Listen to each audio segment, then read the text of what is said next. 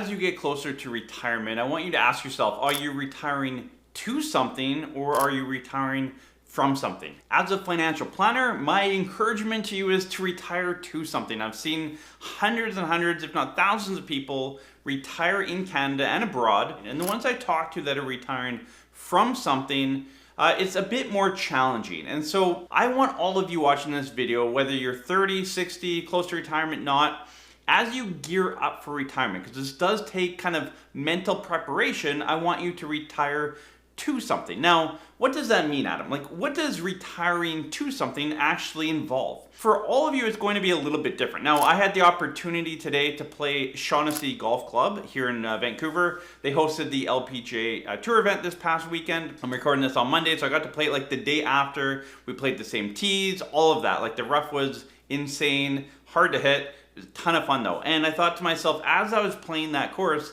this is something I could retire to. Like, get a golf membership, play golf, get to know locals, do that kind of stuff. And then on the way home, I listened to a podcast that talked about, financial planning practices and things to talk about with your clients. And one of them was encourage your clients to retire to something. So take a step back, pause this video if you need to. I want you to write down 2, 3, maybe up to 5 things that you would like to retire to. So things that are realistic. Now that could be sporting, it could be, pickleball, golf, whatever it is. It could be travel, it could be family, it could be friends, it could be a part-time job, it could be a dream job you've always wanted to, so it's more of a vocational thing.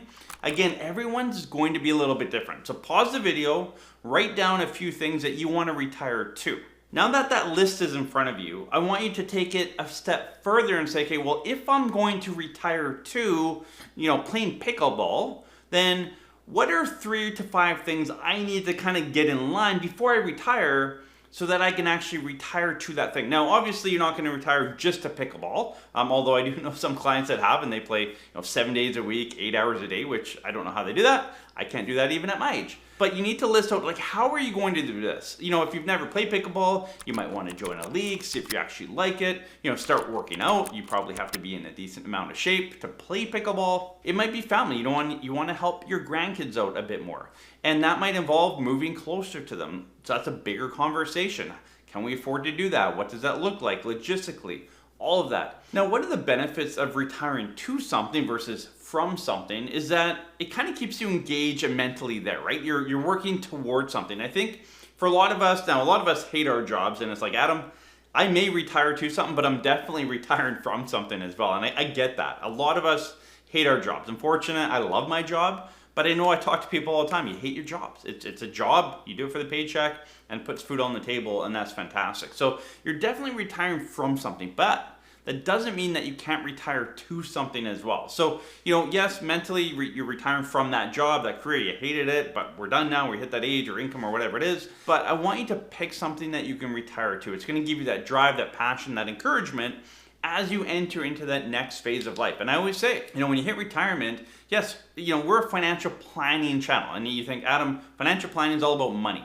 The reality is so much of the planning, of the financial planning, is really the psychological, the emotional, the walk into retirement, like finding purpose in yourself. A lot of us, we get purpose. It's a North American thing.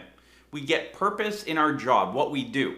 And, I see that with stay-at-home mom. My wife is a stay-at-home mom, and it's tough to find purpose some days when, you just have 4 little kids that you're trying to keep alive, essentially, right? We find purpose in what we do.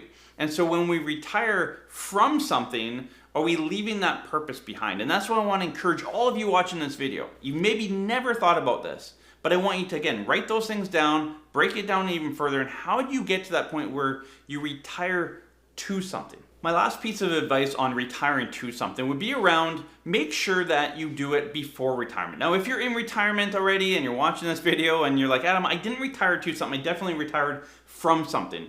I encourage you to start mentally shifting now. Now, if you're not retired yet, ideally you want to figure out, what do I want to retire to? I know for myself, as long as my kids have kids, I'm going to retire to my kids and to my grandkids, and maybe great grandkids if I'm fortunate enough. That's what I will be retiring to. I already know that. It's years and years away, but that's just my wife and mine. That's just our mentality and all that. We want to retire kind of to family. Now, I'm going to have other hobbies. I love golf, tennis. There's other things that I love to do, but the core of what I'm retiring to will be family. That's my thing. What's your thing?